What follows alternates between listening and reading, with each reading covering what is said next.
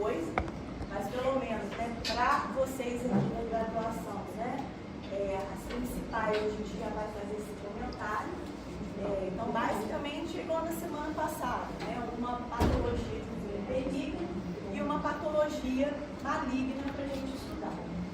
Bom, então a primeira, né, é bastante comum, que é a doença do refluxo gastroesofágico.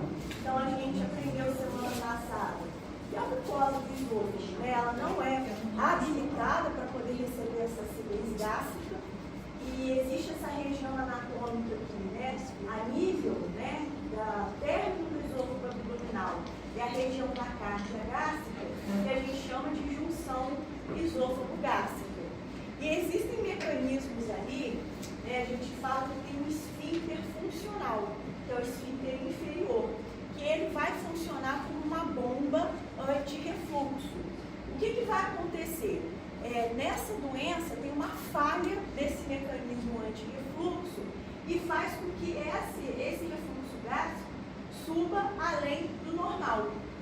Então, com isso, tem um desenvolvimento da doença, exatamente porque esse refluxo gástrico, que a grande maioria das vezes é ácido, mas também pode ser de cunho básico, geralmente quando é um refluxo que vem mais da parte do duodeno, vai causar sintomas ou complicações a longo prazo, tá? Exatamente porque, normalmente, essa região aqui, ela até recebe um pouco desses fluidos, mas não sempre. Agora, quando ela vai recebendo de forma, né, progressiva, é que vai causar esofagite, refluxo e todos os outros, né, componentes. Então, só aqui a gente lembrar que essa região, ela é especializada, então, né, junção esôfago-gástrica é onde a gente tem a nossa bomba anti-refluxo, ou seja, o esfíncter esofagiano inferior, ele tem que funcionar para que evite, né, esse refluxo que ocorre de forma natural, só não pode ocorrer sempre, tá? Então, quando a gente fala, né, da questão da fisiopatologia, a gente tem que lembrar aqui da questão da anatomia que eu acabei de falar. Então, o que faz a barreira anti-refluxo? Além do esfíncter esofagiano inferior, a gente tem a questão do hiato diafragmático, ou seja, né, as duas bandas do diafragma, lembrar que é um músculo poderoso porque ele participa da respiração, mas como ele se comporta, ele acaba fechando essa junção aqui.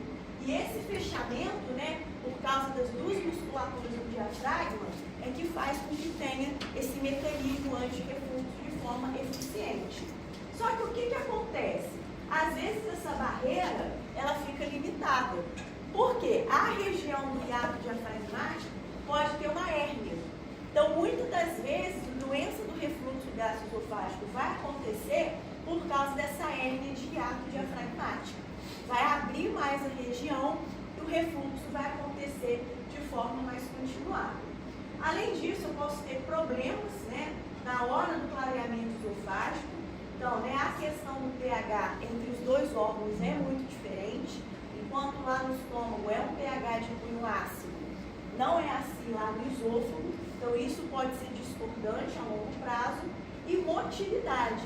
Então, se eu tenho um peristaltismo eficiente, que acaba jogando essa acidez para baixo. Então, a gente aprendeu semana passada sobre a calásia, que é o mau funcionamento desse peristaltismo do esôfago, e isso pode dificultar na hora da gente, né, ter que fazer esse mecanismo anti-refluxo. E, além disso, a questão de resistência tecidual. O esôfago ele não presta para receber os fluidos que vêm do estômago. Mesmo sendo um pH mais básico algumas vezes, ainda assim tem uma acidez anormal e o esôfago não foi desenhado para isso. Dos fatores de risco, né, conhecidos e estudados, então a gente tem em primeiríssimo lugar a questão do tabagismo e logo, né, a gente pode falar também da questão da obesidade. Então, o tabagismo, né, ele pode fazer mudanças de alteração do pH. A questão da obesidade está muito relacionada com isso aqui, hérnia, que a gente já estudou, né, período passado. Outros fatores de risco, né, a própria hérnia de hiato, que não vai ocorrer às vezes só em pessoas obesas, também em pessoas magras. Esclerodermia, que é uma doença que está relacionada ao colágeno, então pode fazer com que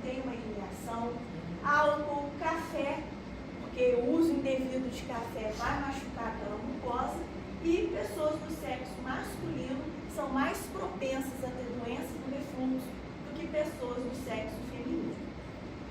Então, como já explicitado, a gente tem essa associação de hérnia de hiato com doença do refluxo. Eu posso ter doença do refluxo sem ter hérnia de hiato, mas geralmente quem tem hérnia de hiato vai ter uma associação com o refluxo. Então a gente tem o tipo 1, o tipo 2 e o tipo 3. Então a gente tem o que a gente chama de hérnia de hiato paraesofagiana, é como se isso aqui deslizasse, daqui por deslizamento. Então o que acontece, pessoal? Aqui é a região da junção esôfago-gástrica e ela tem que estar abaixo do hiato diafragmático, ou seja, ela tem que estar nessa região aqui. Vocês podem perceber pela figurinha que ela sobe para dentro do mediastino. Então, aqui, quando vai começar a apertar a questão do hiato diafragmático, é como se essa região fosse uma bomba de refluxo. Mas qual que é o perigo aqui? Tem célula gástrica aqui que fica produzindo a questão da acidez e joga ainda mais isso aqui para a parte mais proximal. Então, isso vai causar problemas a longo prazo na junção esôfago-gástrica. O tipo 2 a gente chama de hérnia de rolamento ou hérnia paraesofagiana. Percebam que a junção esôfago-gástrica está até na região anatômica normal. Só que parte desse fundo gástrico aqui desliza e sobe no mediastino. Isso, gente, começa a apertar essa região e começa a ter um mau funcionamento dessa bomba anti-refluxo. E o tipo 3, gente, é a união de todos os poderes. É uma hérnia por deslizamento junto com uma hérnia por rolamento ou paraesofagiana em algumas literaturas.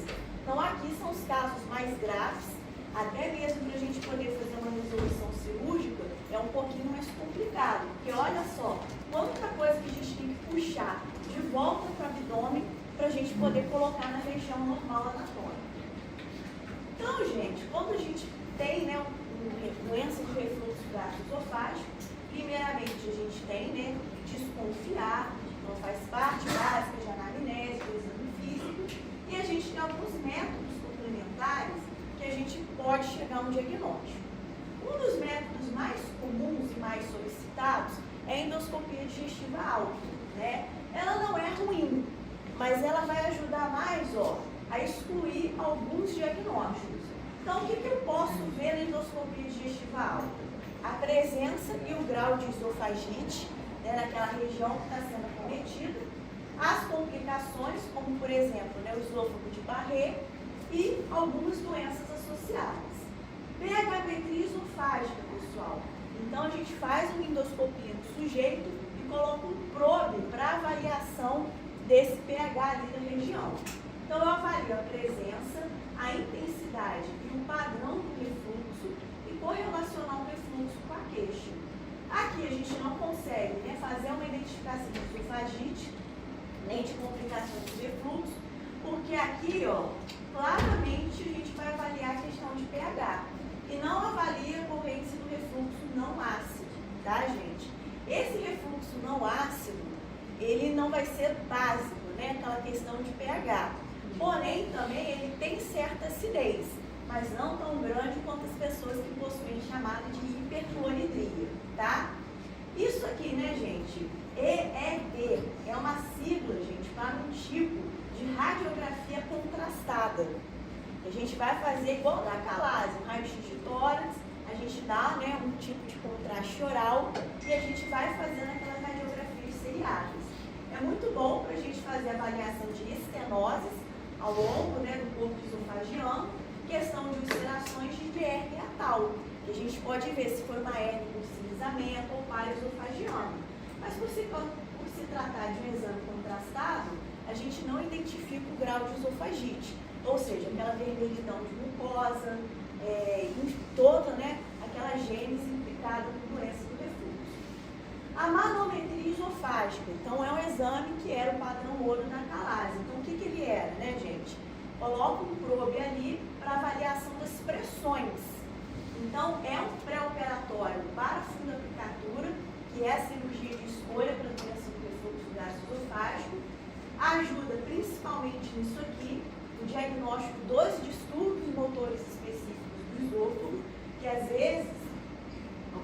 paciente interpreta como refluxo, a gente pode estar diante de uma acalásia. E a identificação do esfíncter esofagiano inferior para a realização da pH-metria. Por quê, gente? Como é que eu vou colocar o probo numa região que eu não sei onde fica? E diferente do esfíncter superior, que é um músculo propriamente dito, a região do esfíncter inferior, ela é uma região funcional. Ela não tem parâmetro anatômico. A gente só sabe que é a região que tem um fechamento melhor. E aí que a gente identifica onde seria. Mas não vai avaliar a capacidade real de transporte de conteúdo alimentar. Por isso que lá na acalásia, a gente usa aquele exame contrastado para a gente ver o tempo que o contraste fica parado ali. Que a manometria esofágica só mede pressão. Pressão de quem? Esfíncter esofagiano superior, corpo esofagiano e a medida da pressão do esfíncter esofagiano inferior. Então, faça a manometria, faça a pH-metria. Se for um padrão de refluxo ácido, com esses dois exames eu já conseguiria bater o martelo de ser doença do refluxo. Agora, temos ainda a impedância e pH-metria, tá? Que é o padrão ouro para refluxo ácido e faz o diagnóstico dos 3 tipos de refluxo. Além do ácido fracamente ácido e o não ácido, tá? Porque eu tenho muitas pessoas que às vezes a acidez, né, ou a não acidez, vem de parte mais baixa do trato gastrointestinal, como por exemplo a região do adenal, não vem do estômago propriamente dito. E isso explica porque muitas pessoas que têm um diagnóstico de doença do refluxo, às vezes fazem um tratamento e não resolve nada, porque às vezes é um refluxo não ácido. Só que esse exame aqui, praticamente, além de ser muito caro, ele quase que não tem disponível para o paciente realizar. Então, basicamente, a gente tem mais endoscopia digestiva alta. Quem é bom padrão pode pedir uma manometria esofágica, até mesmo para a questão de diagnóstico diferencial, e a pH-metria esofágica, que é um exame que fica mais assim, disponível para a gente. Então, né, depois de feito esse diagnóstico, qual que é a nossa preocupação, né? Com as complicações a longo prazo, e a gente tem uma complicação que é muito temida, que é o esôfago de Barré. Então, a longo prazo, naquela mucosa, naquela junção esôfago-gástrica, eu posso ter o quê? A presença da metaplasia intestinal. Isso geralmente ocorre em cerca de 10% de todos os pacientes que têm a doença do refluxo. E essa metaplasia, gente, ela pode evoluir para displasia, primeiro de baixo, depois de alto grau, e ter um risco aumentado para adenocarcinoma, né? Pelo menos 0,5% de chance ao ano e 30 a 125 vezes mais chance em algumas literaturas. Então, a gente, né, no esôfago de Barré, a gente tem que fazer um acompanhamento desse paciente. Não é uma pessoa que é diagnosticada a primeira vez e a gente deixa para lá. Então, se a gente não tem displasia, eu vou repetir essa endoscopia digestiva alta com biópsia 2 anos depois. Esse é o paciente que tem a doença do refluxo confirmada. Agora, veio, né, displasia de baixo grau. Vou aumentar a dose dos inibidores de bomba de próton e a endoscopia digestiva alta a cada 6 meses durante 1 ano, tá? E se o paciente se manter com displasia de baixo grau ou sem displasia, né, às vezes volta para o grau de metaplasia intestinal, o que eu vou indicar para ele? Endoscopia a cada 3 ou 5 anos. Agora, se é um paciente que faz acompanhamento de esôfago de Barré e veio displasia de alto grau, primeira coisa, né, essa biópsia tem que ser confirmada por 2 patologistas diferentes. Porque muitas das vezes, gente, é meio complicado o único patologista dar um diagnóstico sério desse. E aqui a gente está falando de esôfago, então a gente já aprendeu, né, quais são as cirurgias que a gente vai realizar para câncer esofágico. A esofagectomia total, ela é bem problemática, então a gente tem que ter muita confirmação do que é. Então a gente tem a cirurgia, vai depender do grau de estadiamento, ou mucosectomia e terapias ablativas, principalmente para pacientes sem condição cirúrgica. Então, gente, tem como a gente até fazer por método endoscópico, cortar aquela mucosa que está com displasia de alto grau. Então, a gente evita que ela evolua para carcinoma in situ e depois evolua para câncer invasor. Então, é um método, né, não somente para quem não tem condição cirúrgica, mas às vezes para um paciente que você consegue fazer um diagnóstico precoce dessa condição. E a gente aprendeu que o câncer de esôfago, né, tem uma sobrevida muito ruim, então é melhor a gente conseguir entrar aqui no momento que ele é uma displasia de alto grau. Evita, né, muito problema depois. E se for uma biópsia que não foi confirmada por 2 patologistas diferentes, a gente aumenta essa dose de inibidor de bomba de próton e repete essa endoscopia digestiva alta com biópsia daqui a 3 meses. Se novamente vier uma displasia de alto grau, então a gente vai entrar aqui em técnica de cirurgia ou a realização de mucosectomia para evitar que aquilo ali evolua e faça um adenocarcinoma de esôfago. Bom, então o tratamento clínico não é a intenção dessa aula, né? Tem a parte da gastroenterologia clínica que vai explicar muito melhor do que eu, e é a primeira frente de tratamento, tá? Então, aquele paciente que tem sintomas mais típicos, geralmente a gente vai usar os inibidores de bomba de próton, dose plena, por 6 até 12 meses. A gente entende que tem uma recidiva muito alta, mesmo após a interrupção do medicamento, e isso acontece muitas das vezes, gente, por falta de adesão também. E aquele paciente que continua sintomático, a gente tem que pensar que às vezes o refluxo dele é não ácido. E aí a gente tem, né, que fazer outras determinações clínicas para a gente poder tratá-lo. Mas a grande maioria das vezes a recidiva é por conta da falta de adesão do paciente ao tratamento. Por quê, gente? Não é somente tomar remédio. Tem muita medida comportamental.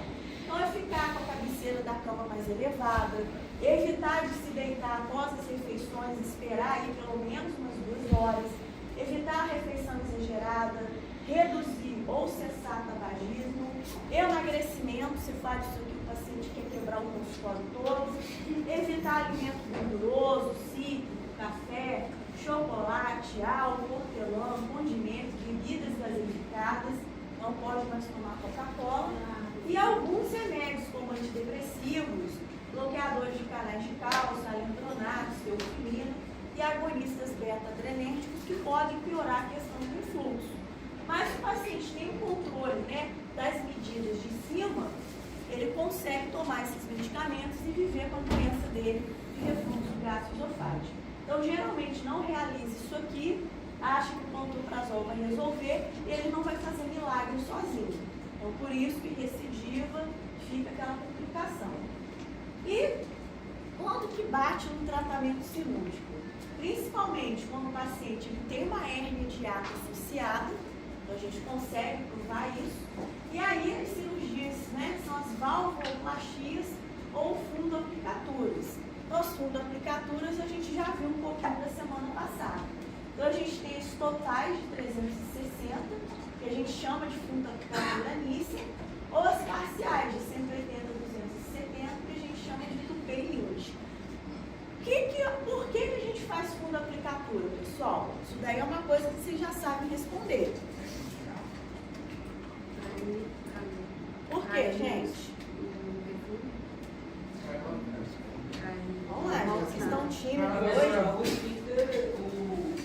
Limitar o esfíncter. Como a gente está com falta da bomba anti-refluxo, quando a gente faz a fundoaplicatura, a gente está fazendo o quê? Uma nova bomba anti-refluxo, tá? Então, além de a gente fazer uma nova bomba anti-refluxo, a gente também vai consertar a questão da hérnia de hiato. Então, se uma banda do diafragma está aqui e a outra está aqui, a gente simplesmente vai unir e suturar ali. Para a questão do esôfago abdominal entrar dentro do abdômen, né, de forma mais justa, que é ele que vai ajudar também a fazer esse mecanismo anti-refluxo. Existem outros tipos de tratamento, pessoal, mas eles são menos eficazes do que o tratamento cirúrgico.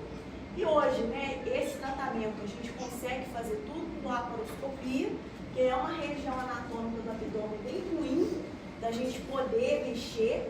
né, com a laparoscopia ajudou muito, principalmente a visão do cirurgião para estar mexendo ali. Então tem casos de fazer aplicatura endoscópica, mas tem um alto índice de recidiva dos sintomas, questão de radiofrequência na região de junção esôfago-gástrica, injeção de polímeros para ver se aquilo ali, né, ou a questão do botox, aquilo ali fica, né, relaxado o suficiente, e até colocar imã na região para aquilo ali poder colar e conseguir fazer a bomba anti-refluxo. Mas nenhum desses tratamentos são superiores ao tratamento cirúrgico aqui. Então aqui a gente tem parte dele, né? A gente faz o descolamento aqui dos vasos curtos gástricos e do ligamento que tem entre o estômago e o baço. Então é uma hora que a gente tem que ter muito cuidado, porque é uma região unicamente vascularizada. Aqui, né, pessoal, a gente puxa, se for aquelas hérnias de hiato mista, a gente puxa todo mundo de volta para o abdômen e aí a gente vê o tamanho da hérnia de hiato que tem. Então, nessa hora aqui, a gente faz uma sutura da região da hérnia de hiato, que vai ser o quê? A hiatoplastia. Ponto. Então, o que sobra a gente fazer? A questão da fundoaplicatura. A gente passa o fundo gástrico de trás do esôfago abdominal. Aqui a técnica escolhida foi a fundoaplicatura de Nissen. Então, a gente vai passar, faz 3 pontos de sutura aqui e está pronta a cirurgia, né? Hiatoplastia com fundoaplicatura. Então, a gente resolve a hérnia de hiato e faz uma nova bomba anti-refluxo. Então, hoje, né, aqueles pacientes com esôfago de Barré que já são baixo grau e alto grau, a gente pode estar ofertando essa cirurgia aqui. E é óbvio, né, gente, fazer acompanhamento com endoscopia digestiva alta. Por quê? Essa cirurgia tem um certo potencial de reduzir essa questão aí, né, de metaplasia intestinal. Então, a gente faz o acompanhamento, tira o paciente, né, daquele risco que ele tem de desenvolver aquilo ali e se tornar um adenocarcinoma no futuro. Oi? Essa cirurgia é o cirurgião geral que realiza? É o geral. É o geral. Bom, então, né, pegando aí num gancho, né, da doença do refluxo gastroesofágico e esôfago de Barré, então a gente já comentou. Se a gente deixar esse paciente livremente perdido na vida, o que acontece com ele? Vira um tumor maligno da junção esôfago-gástrica. E essa região ela é especial porque não é bem no esôfago e também não é bem no estômago. É uma região mais especializada. Os tumores malignos eles agem com um tratamento mais diferenciado, né? Tem uma incidência crescente nos países desenvolvidos, principalmente aqui no Ocidente, em comparação ao câncer gástrico, exatamente porque, devido aos fatores de risco mais importantes, que é a doença do refluxo gastroesofágico crônico e o esôfago de Barré. E a gente acabou de ver que os principais fatores de risco são quais? Tabagismo, obesidade, café, ou seja, tudo aquilo de errado que tem no país mais desenvolvido, né? O prognóstico é bem reservado também, uma sobrevida de 30% em 5 anos de acompanhamento, especialmente porque aqui no Ocidente a gente tem um diagnóstico mais tardio. Ah, por que eu vou bater a tecla de Ocidente? O que tem no Oriente que eles são diferentes? Lá, pessoal, o rastreio para esse câncer e para câncer gástrico existe. Por causa da cultura deles, né, de uma alimentação muito condimentada, uma alimentação com coisa muito crua. Então, lá é mandatório fazer endoscopia digestiva alta. Ao contrário daqui, né, que não tem rastreio para cânceres de esôfago e de estômago. Então, por isso que a gente acaba, né, tomando aí, né, uma rasteira e a gente acaba não diagnosticando a tempo. Então, com isso, né, os tumores, eles são classificados de acordo com o Seward. Então, os tumores Seward do tipo 1 são aqueles que o centro da lesão está localizado de 1 centímetro até 5 centímetros acima da junção esôfago-gástrica, que é essa região aqui que está de uma cor cinza mais escura. A região do tipo 2, né, é a cárdia, né? Então, são tumores que invadem a junção esôfago-gástrica propriamente dita, e o centro da lesão está localizado 1 centímetro acima da junção e 2 centímetros abaixo. E os tumores, né, Seward do tipo 3, a gente já considera tumores gástricos. Então, eles vão invadir, né, a junção esôfago-gástrica. E o centro da lesão está 2 centímetros abaixo dela, até 5 centímetros adentrando o estômago. Então, são os adenocarcinomas subcárdicos que a gente fala. Então, de acordo com essa classificação, a gente vai ter um norteamento de tratamento. Então, geralmente, vai acometer pacientes a partir de 5ª e 6ª década de vida, raça branca e sexo masculino. Como se trata, né, ali da parte do esôfago distal, que é o Seward do tipo 1 e do tipo 2, vai ter uma grande associação com a doença do refluxo e o esôfago de Barré. Existem outros fatores de risco para os tumores dessa região, como, por exemplo, infecção pela H. pylori, questão de predisposição genética, consumo de alimentos gordurosos e defumados, obesidade, tabagismo e baixas condições socioeconômicas que geralmente estão relacionadas com o consumo de alimentos inadequados. A gente sabe que tem muita coisa que a OMS colocou como alimento altamente carcinogênico. Então é só vocês darem um Google e vocês verem lá quais são os alimentos que são considerados como tais. Então, nesse caso aqui da classificação de Seward, o principal tipo histológico é o adenocarcinoma, tá?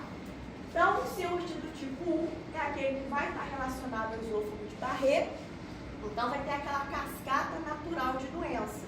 Então, primeiro é uma metaplasia, depois vira displasia de baixo grau, evolui para alto grau, vira carcinoma in situ, e aí vira o carcinoma invasor, e vira aquela bagunça, e a gente já tem que fazer tratamento oncológico. O tipo 2 são os tumores da região da cárdea, que a gente tem 2 tipos de tratamento específicos, e o tipo 3 geralmente é aquele que já é dentro do estômago propriamente dito, e geralmente são aqueles que são pouco diferenciados ou indiferenciados e muito progressivos. Ou seja, né, eles têm uma capacidade de metastatização muito alta e geralmente já são identificados de uma forma mais avançada. Então, a história clínica, mais uma vez, né, a gente é derrubado porque são sintomas vagos. Então, geralmente, o paciente tem uma síndrome dispéptica, que é muito parecido com quem tem doença ulcerosa péptica, né, ou uma esofagite de refluxo. E a gente só começa a prestar atenção quando ele tem perda de peso e a questão da disfagia. Que aí é como a gente viu semana passada. Já são graus mais avançados, já é um tumor praticamente o volume do órgão. A questão também da anemia ferropriva é o que eu falo, gente. A gente só é anêmico na nossa vida quando a gente é criança. Por isso que tem aquela obrigação de fazer reposição de ferro. Fora isso, pessoal, adulto com anemia está vazando alguma coisa.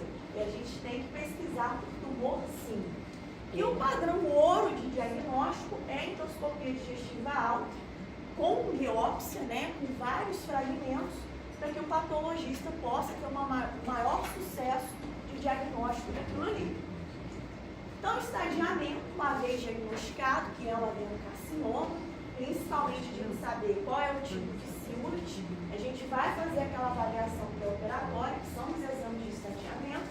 Então, além do exame clínico, a gente tem a questão do performance status do paciente, vocês vão pesquisar depois para vocês estudarem, que é uma avaliação para saber o grau de saúde que o paciente apresenta. Principalmente o paciente oncológico, ele vai ser submetido a cirurgia de grande porte. Então, muitas das vezes, o paciente ele tem um estadiamento não avançado do tumor, mas ele não tem grau de saúde suficiente para ser submetido a uma cirurgia. A questão das comorbidades, que a gente tem que controlar nesse pré-operatório, né? A endoscopia digestiva alta com biópsia, que além de dar o diagnóstico, a gente vai saber qual que é a classificação de Seward. Tomografia computadorizada de abdômen superior, né? É bom colocar o abdômen todo, então é abdômen superior mais pelvis. E o tórax, para a gente ver, né? Não só o tumor primário, mas se tem presença de linfonodo e metástase em distância, exame laboratorial, o PET-TC, né? O PET-scan, vai escanear o corpo inteiro ao longo de metástase mais à distância. E aqui, nesse caso, a gente tem o advento da ultrassonografia endoscópica. Né? Por quê? Que vai ser capaz de a gente ver a questão da mucosa e principalmente para saber até quantos linfonodos estão ali e o grau de invasão daquela mucosa, que aí já vai dar um norteamento muito melhor, principalmente para a gente classificar o tumor primário. Então, o estadiamento TMM não tem um específico no câncer de junção esôfago-gástrico, então a gente faz uma misturada. Então, o Seward do tipo 1 entra como esôfago distal, vocês já aprenderam, e o 2 e o 3 entram como estadiamento de câncer gástrico, tá? E aqui, gente, a ultrassonografia endoscópica e as tomografias são úteis na avaliação da topografia, relação do tumor com estruturas vizinhas, grau de ressecabilidade, se eu consigo retirar o tumor todo, status linfonodal e a presença ou ausência de doença metastática. Bom, então o tratamento endoscópico, aqui no Brasil a gente não consegue realizar, mas pegando o exemplo dos países asiáticos, que a gente tem um rastreio com a endoscopia, isso aqui poderia ser, né, a escolha mesmo de tratamento de cunho curativo para a galera que tem neoplasia intraepitelial de alto grau, vulgo displasia de alto grau e, né, o adenocarcinoma restrito à mucosa, que vai ter o potencial curativo igual ao tratamento cirúrgico convencional. Então, resulta em ausência de doença residual e erradicação das condições pré-malignas, como no caso do esôfago de Barré. Então, quais são os benefícios do tratamento endoscópico? É uma baixa morbimortalidade e está evitando um problemaço no futuro para esse paciente. Qual que é o problema? Dificilmente o diagnóstico é precoce. Aqui no Brasil, principalmente, né, o paciente tem diagnóstico de esôfago de Barré, às vezes você pode até explicar para ele que ele tem que fazer um acompanhamento anual, semestral, trimestral, e ele basicamente some. Quando ele retorna, infelizmente já está para tratamento oncológico maior. Então a ressecção ela é bem adequada para os tumores T1, que são restritos à mucosa e submucosa, que é o que significa esse M e esse SM aqui, bem diferenciados, né, no laudo de patologia, não deprimidos e menores do que 2 centímetros. Então, se a gente está diante desse tipo de adenocarcinoma, com o tratamento endoscópico, é 100% de chance de cura, tá, gente? Não precisa adicionar outro tratamento adjuvante. Como tudo na oncologia, o tratamento cirúrgico é o principal pilar de tratamento. E aqui, gente, vai depender da classificação de Seward, tá? Então, a gente tem uma sobrevida muito pobre após, né, a ressecção. Então, ressecção R0, gente, é aquela que eu não deixo o tumor nem micro, nem macroscopicamente. Então, eu tenho um índice de sobrevida de até 49%, né, bem pobre. Ressecção R1 é aquela que eu não deixo o tumor macroscópico, mas o patologista me fala que uma das margens deixou doença para trás, microscopicamente. Então, eu tenho um índice de sobrevida de 0 até 11%. E a cirurgia R2, né, a gente geralmente fala que é cirurgia higiênica, que a gente só retira grande parte do tumor, fica a coisa para trás, né, visualmente, eu tenho uma sobrevida de até 4%. Aqui, né, a grosso modo, né, a gente lembra que para tumores de esôfago distal, a gente tem aquela abordagem ou através do hiato diafragmático, que geralmente é uma situação que tem menos complicações, mas tem abordagem por dentro do tórax, que eu disseco melhor a questão dos linfonodos. E cirurgia oncológica, qual que é a chave do sucesso? A linfadenectomia. Se eu não tiver linfadenectomia, então não posso falar que é uma cirurgia oncológica. Eu estou deixando doença para trás. Bom, então aqui, né, gente, esse quadradinho aqui eu tirei até do livro do INCA. Então aqui a gente tem a divisão pelo tipo de Seward. Essas bolinhas aqui em cinza, né, são as estações linfonodais que podem, né, ter disseminação da doença. Então lá o Seward do tipo 1, que basicamente, né, é o adenocarcinoma de esôfago distal. Então eu posso fazer uma esofagectomia subtotal e uma gastrectomia proximal via transtorácica, né? Posso fazer a abordagem transreatal, se o paciente tiver muita comorbidade, for muito idoso. E a questão da linfadenectomia. Poder fazer transreatal eu posso, mas a gente sabe que o acesso torácico é melhor que eu tiro mais linfonodo. Professora, você falou que para fazer essa cirurgia oncológica tem que tirar esses linfonodos. Aham. Faz falta? Como é que fica? Não, se ficar a doença continua.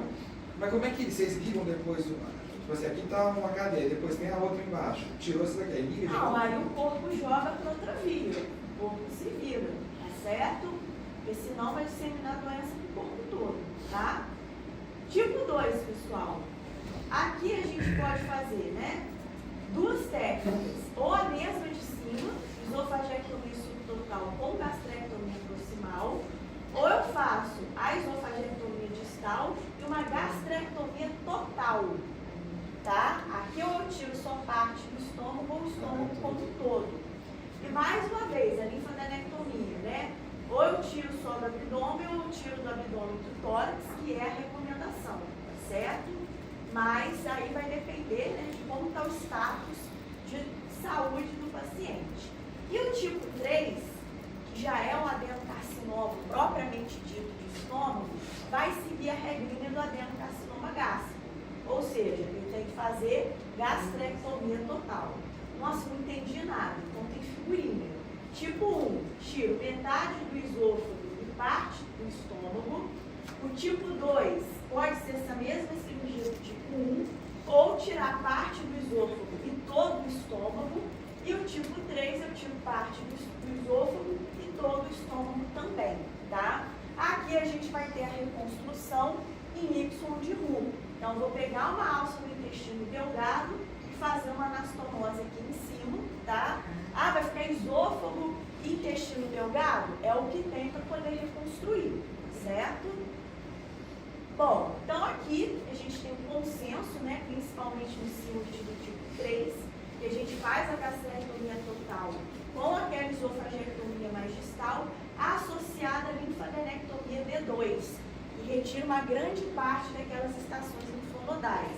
Daqui a pouco a gente vai saber o que é linfadenectomia D2.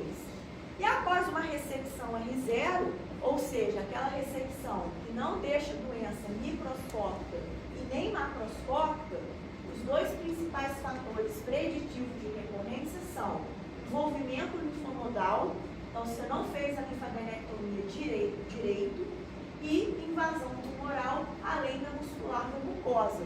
Ou seja, já é aquele tumor que pode ser considerado um T3, T4, que já está quase a nível de serosa, né? E aí a gente já sabe que a disseminação é maior. Então as taxas de sobrevida são bem ruins. Então, tipo 1, 40%, tipo 2, 30% e tipo 3, 25%. E aqui, pessoal, é o que eu falei na aula da semana passada. Não é cirurgia para curioso, é cirurgia para o cirurgião oncológico. Ah, mas eu vi um Zezinho de não sei das quantas fazendo isso, está lascando com a vida do paciente. Porque o cirurgião oncológico sabe a técnica e o segredo, gente, é a linfadenectomia. Tirei o tumor, tá, mas o linfonodo que é o mais importante no caso da oncologia. Então, se você está tirando só o tumor, você não está fazendo coisa nenhuma. Então, aqui é em centro de tratamento oncológico, com cirurgião oncológico, tudo bonitinho, tá? Não é para gente curiosa ficar fazendo esse tipo de cirurgia, não. E aqui, pessoal, diferente do esôfago, que era muito pobre de tratamento adjuvante, aqui a gente pode fazer tanto neoadjuvante quanto adjuvante, tá? Então, aqui, a gente sabe que mesmo aqueles pacientes que a gente consegue fazer uma ressecção R0, eles acabaram de ver ali a porcentagem, tem um risco aumentado de recorrência, então a gente tem que fazer alguma coisa para evitar essa disseminação novamente. Então tem indicação, né, de tratamento pós-operatório ou pré-operatório, que geralmente é com radioterapia associada à quimioterapia ou apenas a quimioterapia. Então, tratamento adjuvante, ou seja, após o ato cirúrgico. Então, o paciente melhorou, e a gente dá um ponto de corte aí até 4 semanas, né, de recuperação pós-operatória, a gente já vai instituir o tratamento adjuvante. Por quê? A retirada, gente, do tumor potencialmente aumenta o crescimento das micrometástases por diminuição da produção dos fatores antiangiogênicos do tumor e aumento da liberação de citocinas promotores de proliferação celular.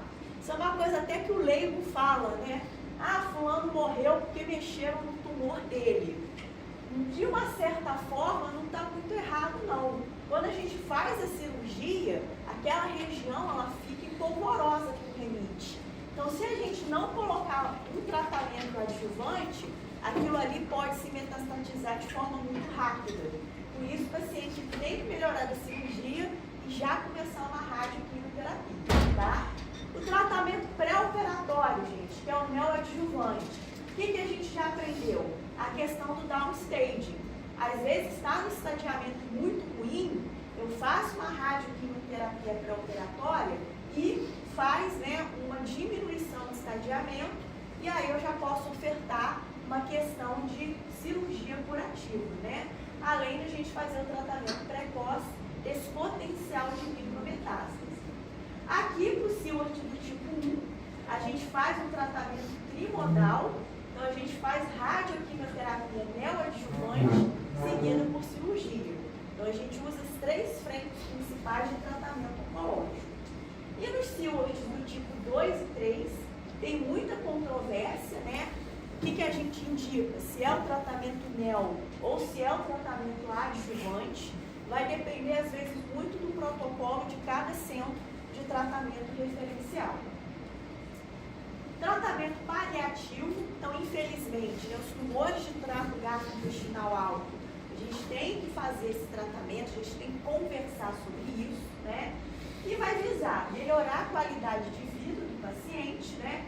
Com doença irressecável ou localmente avançada, que não responderam às terapias neoadjuvantes, ou aqueles pacientes que eles têm até um tumor potencialmente curável. Mas olha só, não tem reserva funcional de saúde para ter uma cirurgia de grande porte. Então, a gente precisaria melhorar esse paciente do ponto de vista de saúde para ele poder ser operado. Senão a cirurgia que vai matar ele, não vai ser nem a questão do câncer. Geralmente, né, os pacientes em estadiamento de terapia paliativa, eles têm uma sobrevida que vai variar muito. A gente coloca na literatura até 6 meses, mas a gente sabe tem pessoas que têm uma sobrevida até maior do que isso. Então, dentro do que é paliativo, a gente vai agir sobre os sintomas que são piores. Então, a gente tem a questão da distagia, que é o sintoma mais debilitante, né? E tem uma perda de peso muito rápida, tem um consumo energético também. E aí, a gente tem que ver a questão do aspecto nutricional. Às vezes, é um paciente que a gente passa uma sonda, ou coloca uma prótese expansível ali na região que foi obstruída, pelo menos para ele ter aquela sensação de comer pela boca. Segundo sintoma, né, que é incapacitante, é a aspiração da saliva pela disfagia completa. Então, às vezes é um paciente que, infelizmente, a gente não pode passar uma prótese, tem que fazer uma gastrostomia. Mas como está obstruído aqui a nível de junção esofágica, a saliva ela continua sendo produzida na boca. Então, o paciente fica com aquela cialorreia. Então, a gente, às vezes, vai ter que prescrever alguns medicamentos para diminuir a salivação e por aí mais. E o terceiro, né, sintoma mais incapacitante é a questão da dor. Então, a gente não vai, né, deixar esse paciente internado dentro do hospital e deixar ele passar os últimos dias de vida dele ali. Existem medidas, né, de paliação de dor que ele não precisa ficar internado. Então, por exemplo, a gente tem a questão da morfina subcutânea. Hoje a gente tem até a questão do canabidiol para ser utilizado, né? Então, o canabidiol são gotinhas. Então, fazer gotas sublingual é menos invasivo do que você instalar um acesso venoso periférico, né? Ou eu morria de dó, gente, o pessoal querendo instalar profunda, uma pessoa praticamente pele e osso. Então, a gente tem que fazer a paliação de uma forma inteligente. Não adianta você invadir o paciente, sendo que ele não tem condição de saúde para estar aguentando aquilo ali. Então, ajam de forma inteligente. É claro que tem médico que não está nem aí, né? Não é com eles. Instala catéter de profunda, faz isso aí. Não, peraí, que não é bagunça, né?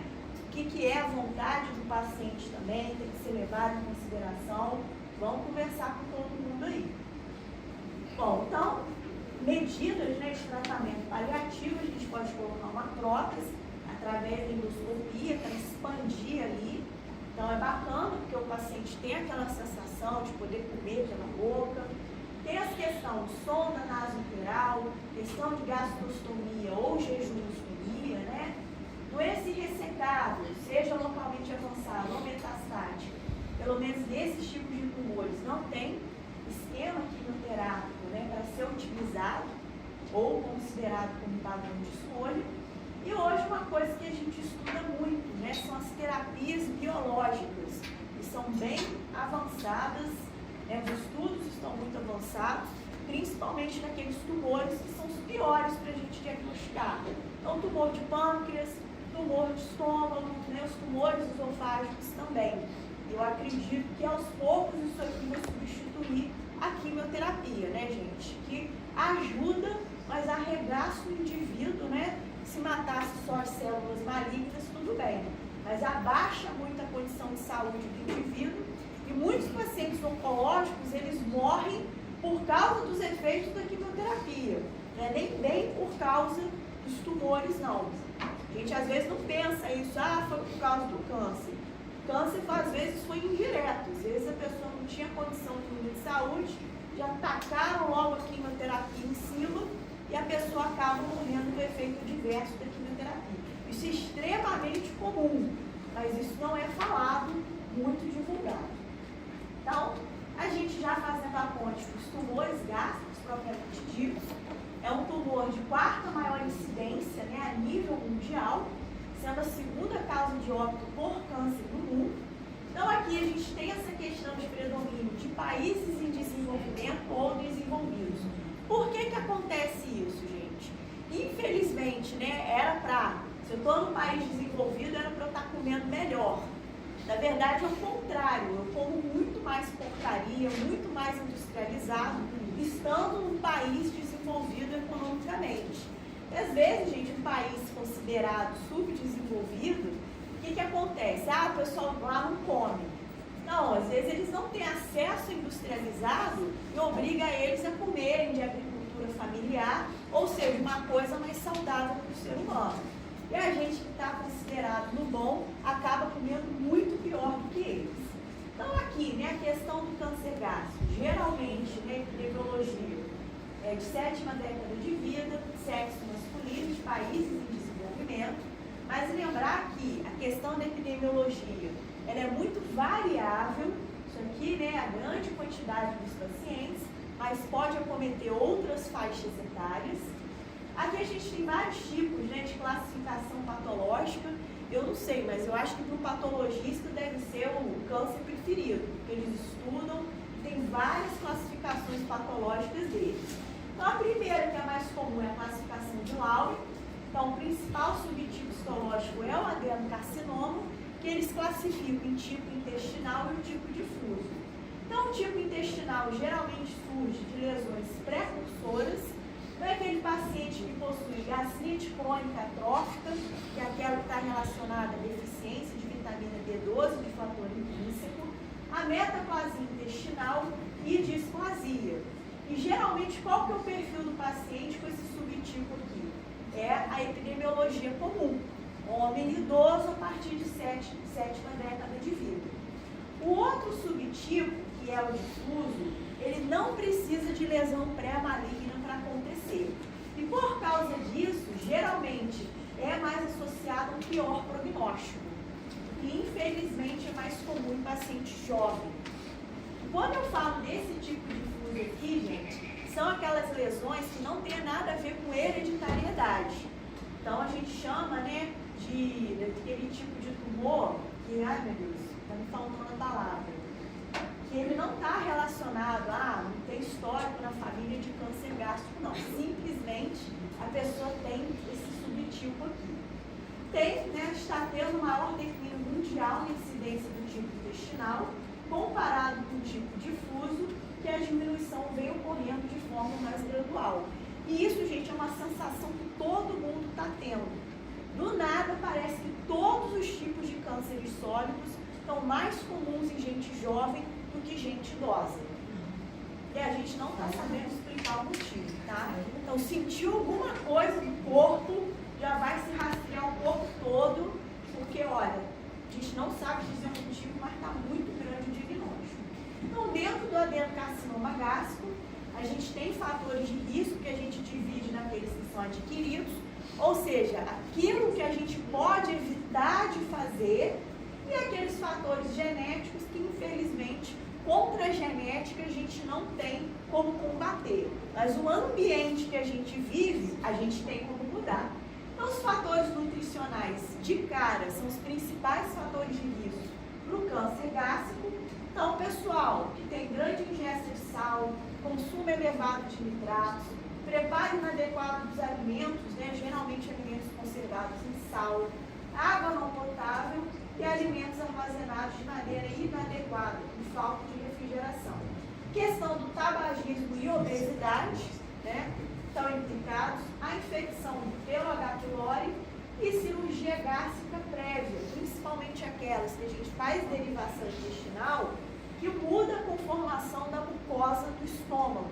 Não pode evoluir para o adenocarcinoma no futuro. E fatores genéticos, né? Então, há um estudo que as pessoas que possuem tipo sanguíneo A são mais propensas para ter câncer gástrico, pessoas com anemia perniciosa, que vai dar origem à gastrite atrófica, e o histórico familiar de câncer gástrico implicado aí. Então, gente, 95% do tipo histológico são os adenocarcinomas, tem 5%, né, de cânceres que são menos comuns, então a gente vai até ver hoje sobre o GIST, mas tem os tumores carcinoides, carcinomas celular também. Aqui nós temos vários tipos de classificação, então a gente tem a classificação macroscópica, que é aquela que o endoscopista vê. Então, ele olha a cara do tumor e ele vai classificar. Então, a gente tem a classificação de Borman e a classificação do Japão. Como eu falei, né, os países asiáticos, eles estão há anos-luz do Ocidente na identificação desses cânceres aqui, principalmente o Japão. O Japão não quer saber, você baixa uma certa idade, você é obrigado a fazer endoscopia digestiva alta. E a classificação microscópica de Lauren, que a gente acabou de fazer esse comentário. Então, a classificação de Borman, a gente classifica em até 4 tipos.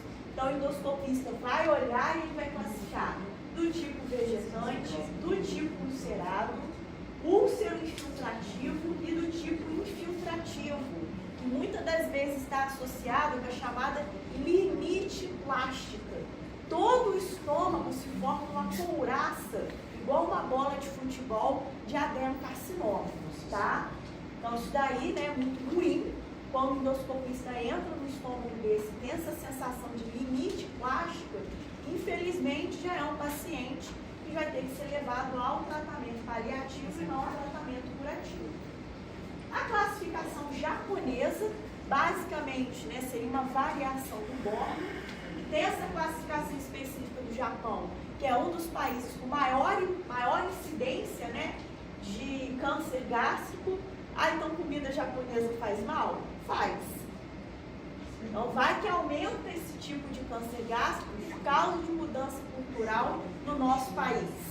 Então tenha cuidado com aquele sushi inocente do sábado à noite.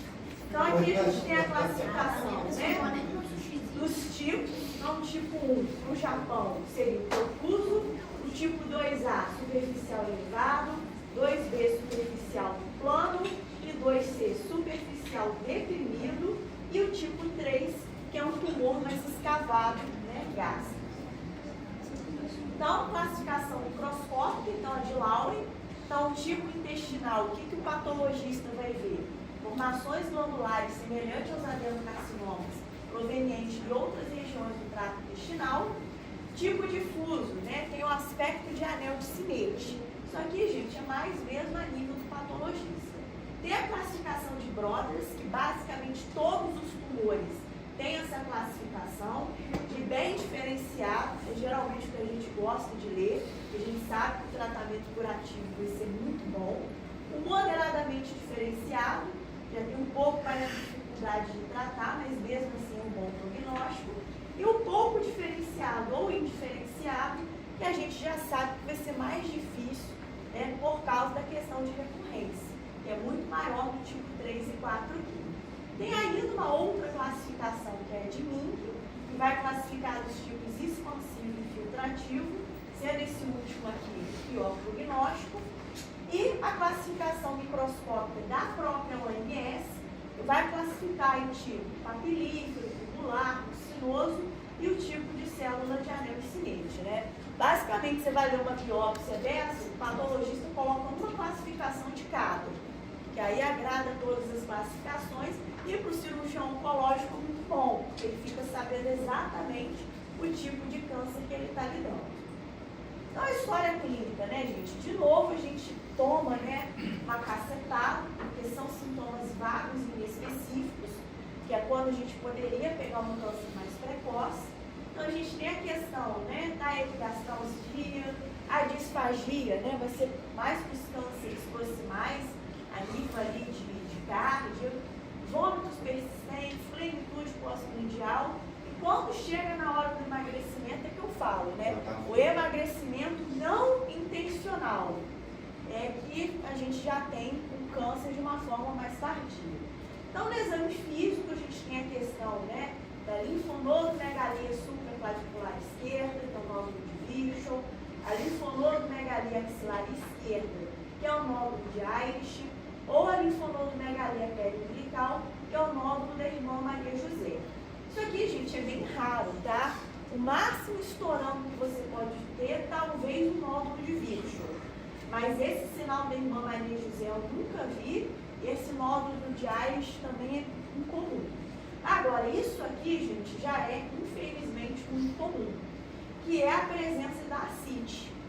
Então, o implante, né, da doença do peritônio pélvico pelo toque retal, que é a prateleira de Blammer, a gente faz o toque retal e basicamente não tem mobilidade, então significa que essa pelve está congelada, está cheia de tumor ali, ou uma massa ovariana palpável, que a gente chama de tumor de Krukenberg.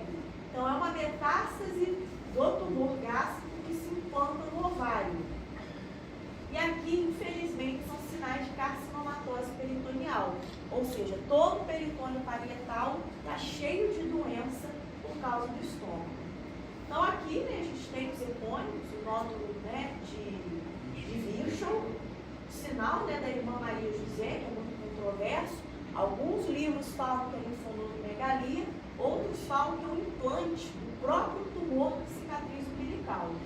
E aqui, um pouco grande, o nódulo de Irish, né? Que vai ser na axila esquerda.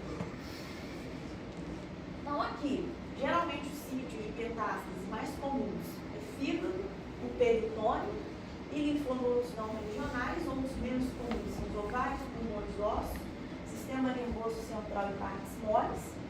Nem preciso falar que a endoscopia digestiva alta com biópsia é o diagnóstico padrão ouro. Se o endoscopista conseguir pegar até 7 fragmentos, pode chegar até 98% de acurácia diagnóstica. Como eu falo, gente, o tumor maligno, ele é uma massa inflamatória e neoplásica. E muitas das vezes a gente tira uma parte que é só inflamação.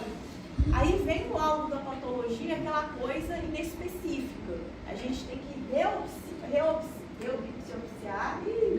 Para quê? Para a gente ter uma acurácia melhor e logo na primeira biópsia a gente poder, né, iniciar, né, o tratamento específico do paciente.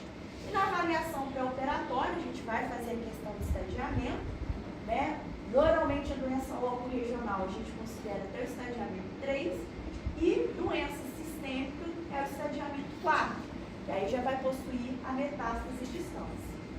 Então, a gente fez o diagnóstico com endoscopia digestiva alta, então a gente faz depois os exames de estadiamento, então a gente tem tomografia de abdômen superior e pelvis com contraste venoso e oral, que é o principal exame para avaliação do TMM, que vai avaliar o tumor primário, se tem invasão de estrutura vizinha, se tem presença, né, de linfonodomegalia. A ressonância vai ser uma opção para o paciente que possui alergia a iodo, e a gente precisa fazer um estudo pormenorizado desse abdômen. O ultrassonoscópio, pessoal, é bacana, principalmente porque vê o grau de invasão de mucosa e de submucosa. Vai ser importante para os pacientes que vão ser submetidos à quimioterapia antes da cirurgia, ou seja, neoadjuvante. Pedir a tomografia de tórax, porque os pulmões são sítios de metástase, questão de exame laboratorial, não só para ver a parte tumoral, mas ver questão de anemia, e mesmo para se preparar para o ato cirúrgico. O PET-TC, que todo paciente oncológico tem que passar, vai fazer a avaliação do corpo inteiro, né, da metástase à distância. E aqui também a gente faz a laparoscopia como diagnóstico. Por quê? Principalmente a questão da carcinomatose peritoneal, a gente não consegue ver em exame de imagem. Quando a gente faz essa exploração aqui pré-operatória, a gente pode ver o peritônio, inclusive ter a oportunidade de colher biópsia, né? E a citologia daquele líquido acítico maligno, infelizmente, ali daquele peritônio. Então, pessoal, isso aqui, que seria a carcinomatose peritoneal, é cheio dessas pipoquinhas brancas do peritônio parietal do paciente. Isso aqui é uma visão de laparoscopia. Então, a gente tem a oportunidade de colher esse material do peritônio, aspirar aquele líquido acítico também para a gente mandar para a biópsia, tá? Aqui, gente, é a tomografia e a gente consegue ver um espessamento de parede posterior gástrica. Olha o tamanhão desse espessamento aqui, ó. Aqui, a gente tem até o sinal, né? A seta amarelinha aqui, para mostrar que essa parede gástrica, olha só, essa aqui é normal. Essa aqui está com espessamento estranho, provavelmente é um câncer gástrico. E aqui, gente, é uma imagem de ultrassonografia endoscópica, e essas bolinhas que os senhores veem aqui, pasmem, é uma linfonodomegalia. Então, né, a gente tem até um potencial desse probe aqui, é uma agulhinha fina para a gente funcionar esse linfonodo e a gente estudar, né, a questão da patologia dele. Então, estadiamento, a gente vai usar o sistema PMM. Aqui a gente tem um sistema até especial. Esse C é o estadiamento clínico, que a gente vai utilizar aqueles exames de estadiamento. E o P é o estadiamento patológico. Ou seja, durante o ato operatório, a gente tem que ter a presença do patologista. Então, mal aquela peça foi retirada, o que é o correto?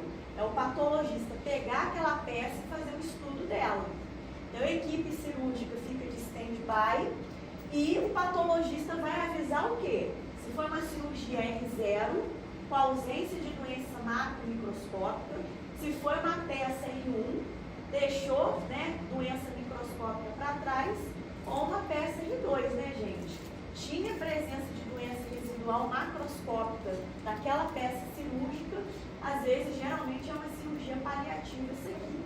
Então, tem a classificação própria do Japão, acredito que óbvio que já está mais atualizado do que 2010, e a gente tem a questão dos marcadores tumorais. Para o estômago propriamente dito, não tem um marcador tumoral específico, mas eles costumam aumentar quando a doença está ativa e eles aumentam também quando tem recidiva da doença. Então, geralmente, o marcador tumoral são aqueles exames que são solicitados de acompanhamento daqueles 5 anos após o início do tratamento oncológico do indivíduo. Então, isso aqui, né, o que eu falo, né, isso aqui já deve estar até mais atualizado. Mas é só para a gente aprender que tem a classificação do tumor primário, a quantidade de linfonodo acometido, a ausência ou presença de metástase e distância, e a gente vai montando a questão dos estadiamentos. Basicamente, para todos os estadiamentos, o estadiamento de 1 a 4. Pode haver subdivisões, igual aqui, a gente tem uma subdivisão do 1, do 2 e do 3, ou às vezes pode ser únicos estadiamentos. Lembrar, pessoal, que geralmente o estadiamento 4 é aquele do tratamento paliativo. Por quê? É o único que possui presença de metástase e distância. Os outros são o que a gente chama de doença loco-regional. Não está tão avançado assim. Em alguns tipos de tumores, o estadiamento 3 pode já ser também um tratamento paliativo. Vai depender da natureza do tumor. Então aqui, né, pessoal, esses números são as estações linfonodais que a gente tem que pesquisar para fazer a linfadenectomia. Se eu não faço linfadenectomia, não posso considerar como cirurgia oncológica. Então, não estou fazendo, né, o serviço de forma coerente. Então, o tratamento cirúrgico, mais uma vez, é um tratamento de escolha, visando a cura. Então, a gente vai indicar aqui até o estadiamento 3, com o objetivo de fazer uma ressecção R0. Então, tem que ser em pacientes com boas condições clínicas de saúde. Então, é aquela classificação status performance de 0 a 1. E, infelizmente, a gente tem aqueles pacientes incuráveis, né, do ponto de vista mesmo de tratamento de intuito curativo, que são os que são considerados M1, ou aqueles que não têm presença de metástase à distância, mas eles têm condições de tumor que são irressecáveis. Quais seriam essas condições? Que está aqui entre parênteses. Invasão de estrutura vascular importante como a aorta e tronco celíaco, ou invasão de órgãos adjacentes, porém a condição clínica do paciente não permite ressecção em bloco. O que é ressecção em bloco? Tirar todo o tumor, tira estômago, pâncreas, cólon transverso, tudo que o tumor grudou. Mas às vezes o paciente está tão fraco, está tão desnutrido, se você fizer uma cirurgia dessa, ele vai a óbito. Então a cirurgia padrão que a gente escolhe é a gastrectomia, dependendo, pode ser total ou parcial, e a linfadenectomia AD2. Então, o que seria a linfadenectomia AD2? Essa aqui, pessoal.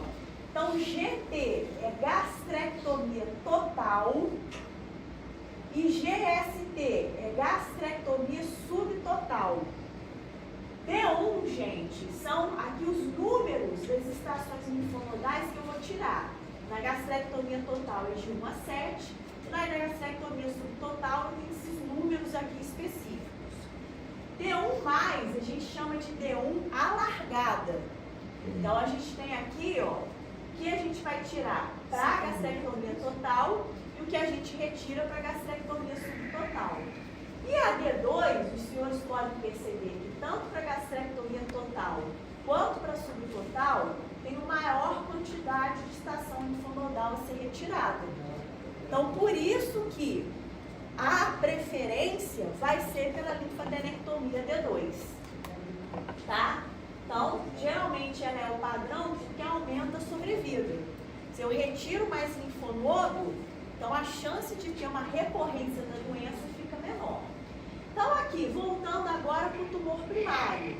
Então, aqueles tumores proximais, eu vou ofertar uma gastrectomia total, tumor do terço médio do estômago, gastrectomia total também, e do terço distal, eu posso fazer uma gastrectomia subtotal, ou seja, ainda deixar a parte do estômago proximal, e até vai facilitar na hora de fazer a reconstrução em Y de Roux. Os tumores T4B, que são aqueles que invadem as estruturas vizinhas, olha só, eu posso fazer a gastrectomia total, mas esplenectomia, eu tiro o baço. Pancreatectomia, eu tiro o pâncreas. Colectomia segmentar do transverso, tiro parte do colo transverso. E ressecção do lobo esquerdo do fígado. Então, onde o tumor gruda, eu vou tirar. Então, aqui é a famosa ressecção em bloco. Se o paciente tiver saúde para aguentar isso aqui, a gente tira, tá? E eu nem preciso falar, né? Hoje a gente tem as técnicas minimamente invasivas como as principais. Então a gente tem a laparoscopia e hoje a gente tem até a robótica para poder fazer, né, linfadenectomias melhores e dar um padrão de qualidade de vida também melhor para o paciente, já que é uma técnica menos mórbida do que a técnica convencional. Essa frasezinha aqui, gente, era de uma época que ainda tinha preconceito em fazer cirurgia oncológica por vídeo. E hoje a gente sabe que isso aqui caiu por terra, né? Todo cirurgião oncológico, ele já tem estudo para poder fazer dessas técnicas minimamente invasivas. Então aqui a gente tem um tratamento adjuvante e neoadjuvante. Lembrar que a cirurgia sempre vai ser superior, mas a gente tem, né, vários estadiamentos 2B e 3C submetidos à cirurgia. A gente vai ofertar a técnica adjuvante, que tem aquela, né, chance de ter uma recorrência loco regional até a distância. Para o tratamento pós-operatório, geralmente a gente associa a quimioterapia com a radioterapia para ser mais eficaz, né, e evitar o potencial de micrometástases, mas a gente também pode fazer uma quimioterapia neoadjuvante. Geralmente, para aquele estadiamento como 3, a gente vê se a gente abaixa o estadiamento para um 2 e assim a gente poder ofertar uma cirurgia curativa e evitar que tenha potencial de micrometástase quando a gente fizer a ressecção tumoral. E o estadiamento 4, então mais uma vez a gente fala de tratamento paliativo porque até 25% dos pacientes ao diagnóstico, gente, se encontram nesse estadiamento. 30% dos pacientes com doença local na tomografia podem ter metástase. Então, muitas das vezes, pessoal, a gente entra, né, para fazer uma gastrectomia curativa e a gente está de cara com carcinomatose peritoneal, que já é estadiamento 4.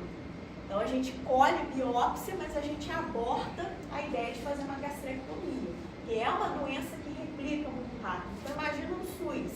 O paciente já demorou para fazer uma endoscopia, já vai demorar para fazer aquele exame de estadiamento, e vai demorar mais ainda para ser internado e ser operado. Então, o tempo, né, é contra esses pacientes, né? Nem preciso falar que a ressecção aumenta o tempo de sobrevida, até mesmo para o paciente considerado estadiamento 4, a gente faz uma ressecção R2. Vai deixar a doença para trás, mas pelo menos a gente melhora muitos sintomas, né? E a maioria dos pacientes com tumor gástrico, infelizmente, já não vão poder ser submetidos à cirurgia curativa no momento do diagnóstico dos mesmos. Então aqui, a gente vai ofertar o tratamento paliativo para o pessoal que é um M1, mesmo assintomático, né? E o pessoal que não tem metástase à distância, mas cai naquele critério de tumor irressecável. E, geralmente, ou a pessoa não tem condição de saúde para ser operada, ou o tumor invadiu a aorta. Então, os sintomas que a gente vai tratar é dor, né, obstrução, né, gástrica, hemorragia digestiva, náuseas e disfagia. E a questão da perfuração, tanto, gente, que úlcera péptica perfurada, a gente sempre colhe uma biópsia dessa úlcera, porque ela pode ser um câncer gástrico. Então, a gente tem muito cuidado, né? Ah, é só uma úlcera péptica porque tomou anti-inflamatória a mais. Espera aí, eu posso estar diante do caso do tumor ali perfurado, tá? Então, a gente tem a gastrectomia paliativa, que geralmente são para pacientes em sintomas mais graves. E aqui, né, a gente tem o tratamento paliativo local, que é representado pela cirurgia paliativa, radioterapia, métodos endoscópicos ou radiologia intervencionista, principalmente para passagem de uma sonda nasointeral para esse paciente poder se alimentar, ou até mesmo a passagem de uma gastrostomia endoscópica, que é menos mórbida para o paciente do que uma cirúrgica. E o tratamento paliativo sistêmico, a gente pode ofertar a quimioterapia, que ela vai diminuir principalmente os sintomas de dor, né? E tentar, né, baixar um pouco aquele tumor para evitar que ele evolua mais. Então, a gente tem as perspectivas futuras, né, que são, né, a questão da terapia biológica. Então, como eu disse anteriormente, né, os tumores mais agressivos hoje são sede dos maiores estudos, principalmente porque eles têm uma resposta muito pobre com quimio e radioterapia. Então, a gente está, né, cientistas falam muito, né, da questão de terapia biomolecular, e eu acho que é o que é o nosso futuro, né, gente? Eu acho que essas técnicas de quimio e radioterapia, elas serão substituídas pelas terapias-alvo, ou seja, elas vão exatamente direto na célula cancerígena e deixam as células, né, normais de alta replicação em paz, que é isso que, em linhas gerais, significa uma terapia biológica, né? Vamos torcer. Quem sabe aqui dessa sala sai um cientista para poder melhorar isso aí pra gente, né? Para, gente. Vamos ter fé, né? Então, gente, né? A gente falou muito do câncer gástrico esporádico. O que é câncer gástrico esporádico, né? É aquele que está associado com fator adquirido. Então, a nossa má alimentação que vai induzir a gente ter isso. Só que tem gente que tem aquilo ali, ó, câncer gástrico difuso hereditário. A pessoa pode ter uma alimentação saudável e ela vai ter câncer gástrico, tá? Então, nesse caso, é uma mutação causada no gene CDHI, do qual codifica a proteína E cadeirina responsável pela adesão celular, e há um risco maior que 80% de desenvolver câncer gástrico do tipo difuso ao longo da vida, geralmente a idade, né, de diagnóstico de 40 anos, e as mulheres que possuem esse gene defeituoso, elas ainda vão ter risco elevado de desenvolver câncer de mama do tipo nodular, lobular. Então, nesse caso, aqui é gastrectomia profilática, tá? Então, como a gente está diante de um órgão que não tem câncer, mas ele tem uma probabilidade muito grande de desenvolver, aqui a gente não tem tanto cuidado em fazer linfadenectomia. Mas muitos dos casos, quando o patologista vai estudar, já tem carcinoma in situ dentro do câncer dessas pessoas que têm essa mutação. Ou seja, ia chegar uma hora que realmente ia desenvolver e ia ser do pior subtipo histológico, né? Que é o difuso, que é extremamente agressivo e vai acometer pessoas numa idade muito jovem. Aqui, pessoal, a gente tem o GIST, que são os tumores gastrointestinais, né? Eles são originados das células de Carral, através dessa mutação aqui no receptor KIT, né, do CD17. São tumores raros e eles derivam, gente, da matriz mesenquimal. Ali, o adenocarcinoma, eles são de qual matriz? Matriz epitelial. E isso tem a ver lá com a embriologia que a gente estuda no início da faculdade. Então, aqui, né, a derivação da matriz celular é diferente do adenocarcinoma que a gente andou estudando. Então, aqui vem do mesênquima, que são mais comuns em indivíduos de meia idade. 70% desses tipos de tumores ocorrem no estômago. E o diagnóstico vai ser também através de endoscopia digestiva alta com biópsia e vai ter essas características bem típicas do GIST. Então, a gente tem o risco de malignidade, tá? Geralmente, a gente tem os tamanhos, quanto maior o tamanho, maior o risco de ser maligno, e o índice mitótico relacionado, né, à replicação desse GIST, que é um pouquinho diferente da replicação do adenocarcinoma. E, além disso, a gente tem uma imunohistoquímica positiva para o CKIT, né? Olha só, gente, o tumor GIST, ele é diferente. Ele parece que injetaram ar na mucosa gástrica e fica isso aqui.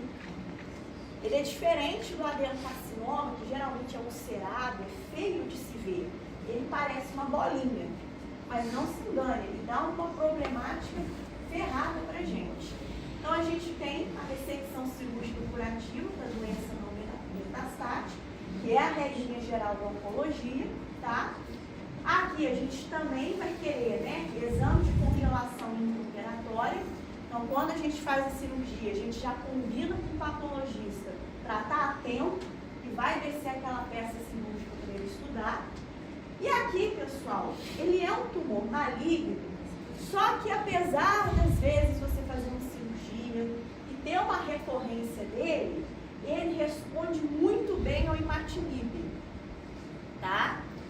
Então, às vezes, tem pacientes que já são metastáticos e duram até 30 anos tomando essa medicação.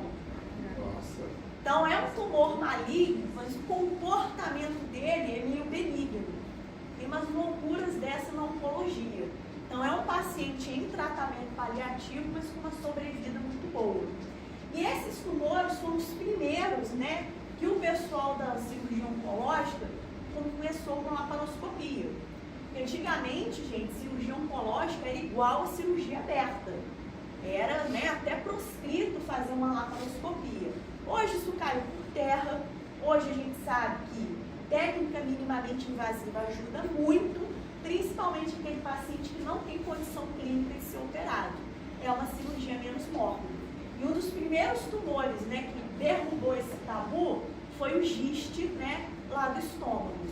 Começaram a perceber que o pessoal sobrevivia, não tinha nada a ver fazer cirurgia por laparoscopia ou por técnica convencional. Isso foi uma coisa boa. Ok, pessoal? Foi só isso tudo hoje.